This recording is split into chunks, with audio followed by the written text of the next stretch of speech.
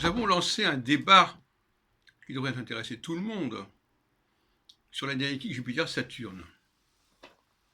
C'est un débat au niveau de la signification de ces planètes, de l'interprétation qu'on en donne. Et moi, je soutiens la thèse sur laquelle ces significations ont été inversées, permutées.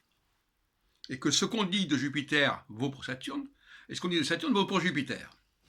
Alors, c'est une question de sémantique, il va falloir préciser les choses, mais j'aimerais bien qu'il y ait une prise de conscience à ce niveau-là.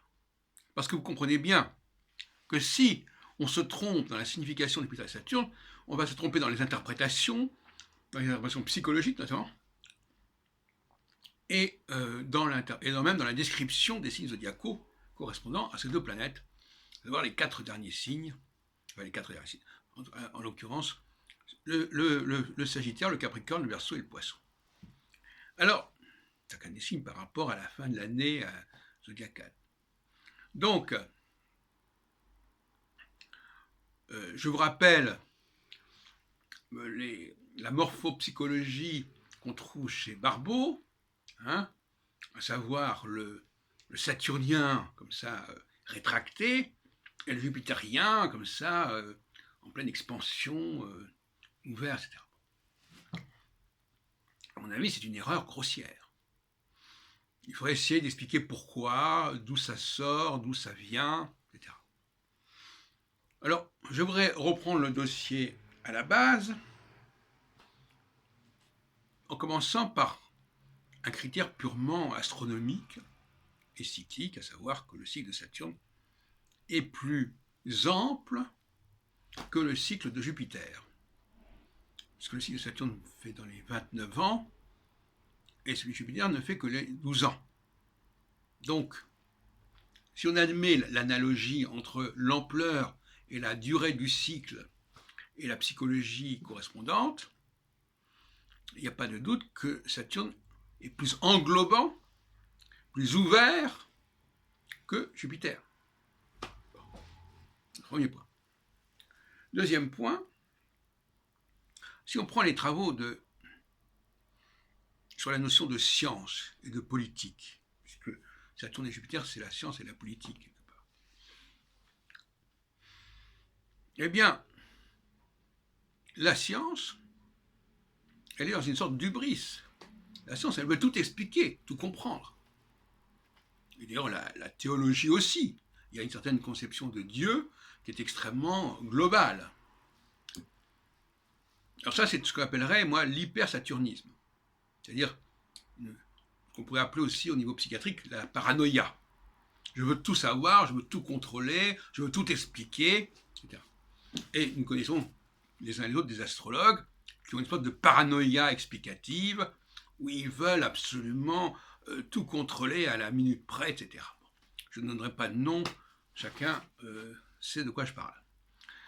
Et il y a des astrologues qui sont beaucoup plus réservés, modérés dans leurs propos et dans leurs affirmations et dans leurs prétentions. Alors, la pseudo-science, c'est une sorte de dérive saturnienne, en fait. C'est-à-dire, et de même la pseudo-religion, d'une certaine manière. C'est-à-dire cette idée qu'il n'y a pas de limite, qu'il n'y a pas de borne.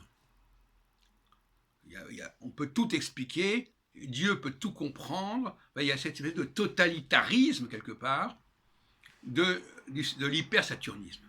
Je dis bien l'hypersaturnisme parce que, d'une certaine manière, c'est une perversion de Saturne, en fait. On pourrait parler en politique, si vous voulez, d'extrémisme, par opposition à une position plus modérée. Il y a un Saturne modéré et un Saturne extrême, excessif. Et ces clivages divisent aussi le milieu astrologique. Il y a des gens qui considèrent de véritables usines à gaz où ils vont pouvoir tout expliquer du psychisme de la personne, de son comportement, de ce qui lui arrive, etc. Et puis d'autres astrologues qui ont des ambitions explicatives beaucoup plus modestes. Alors passons maintenant du côté de Jupiter. Alors Jupiter, comme je l'ai dit,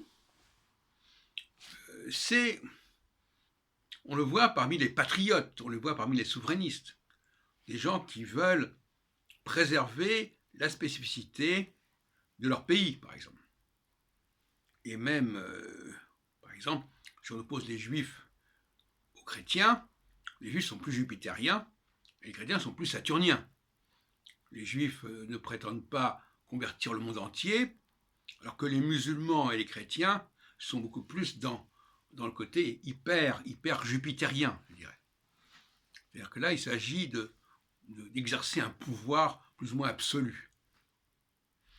Donc, le juif, d'ailleurs, le mot juif est très proche du mot Jupiter, de Jové, Yahvé, parce que Jove, c'est le vrai nom de Jupiter. Il y a Jove, pater, le père.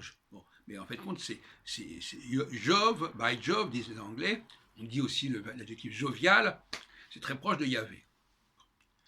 Donc, les Juifs sont des Jupitériens, de bon ton, et les chrétiens et les musulmans ont un Jupiter un petit peu excité, exacerbé. Donc voilà le schéma général qui recouvre un peu le milieu politique, avec les positions centristes, centrales, modérées, et les positions extrêmes. Alors, on n'a pas besoin de faire un dessin concernant l'extrémisme religieux, qui peut pousser à la conversion de force, et on sait que les Juifs n'ont pas généralement une politique de conversion. Au contraire, ils se méfient des conversions, et ils se méfient de tous ceux qui veulent s'approprier leurs propres valeurs, et surtout leur propre nom et leur propre histoire, etc. Je ne fais pas non plus, je mentionne personne de particulier, on sait très bien ce qu'il en est. Voilà globalement le tableau. Et donc les conséquences de tout cela, c'est que finalement le scientifique, c'est quelqu'un qui a une volonté de comprendre le monde. Bon.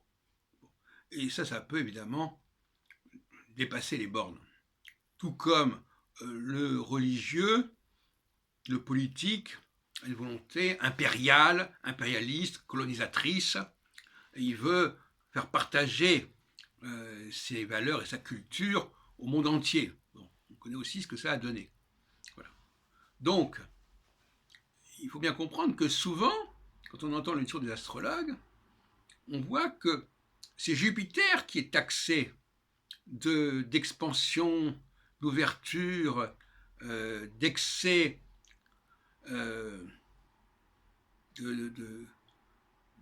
d'hubris, d'ébriété, d'ivresse, de folie des grandeurs. Et le pauvre Saturne, on dit, oh ben non, le Saturne, lui, non, il n'a pas du tout ça. Eh bien, c'est une erreur. Saturne, justement, il est encore pire que Jupiter à ce niveau-là. Saturne, parce qu'il a justement un cycle très long, il a la tentation de tout englober, de tout coiffer, de tout appréhender, de tout expliquer. Alors, chacun se reconnaîtra comme ça. Et donc, le politique, finalement, est beaucoup moins excessif que le scientifique. Parce que le scientifique, lui, rien ne l'arrête. Il faut tout expliquer, voilà. Le politique, il a quand même des limites territoriales, des limites linguistiques. Il sait très bien que ça va pas aller très loin, même s'il y a eu l'impérialisme, par exemple, anglais et français au XIXe siècle, a connu c'est une forme de saturnisme, de jupitérianisme, justement, excessif, d'une certaine manière. Une volonté d'imposer sa loi à l'ensemble du monde. C'est intéressant le mot loi, parce que le mot loi a un sens saturnien et un sens jupitérien. Le mot loi au sens saturnien, c'est la loi au sens scientifique. Il y a des lois, il faut poser ces lois, etc. Beaucoup d'astrologues sont attirés par cette notion de loi. Et puis il y a la loi au sens juridique, qui elle, bon, voilà, on dit, il est interdit de faire ceci, il est interdit de faire cela, mais c'est pas du tout la même dimension. Les lois juridiques, on sait très bien qu'elles sont humaines, elles sont à l'échelle de l'homme, elles sont, bon, à moins qu'on dise qu'elles viennent de Dieu, bien sûr. Le côté absolutiste, il y a un Jupiter absolutiste, il y a un Saturne absolutiste, et puis il y a un Saturne et un Jupiter plus fréquentables, plus raisonnables. Voilà. Donc je vous demande de réfléchir sur tout ça. Et quand vous avez un thème astral, évidemment, si vous avez un Saturne affecté, ben sachez qu'il y a un risque de paranoïa.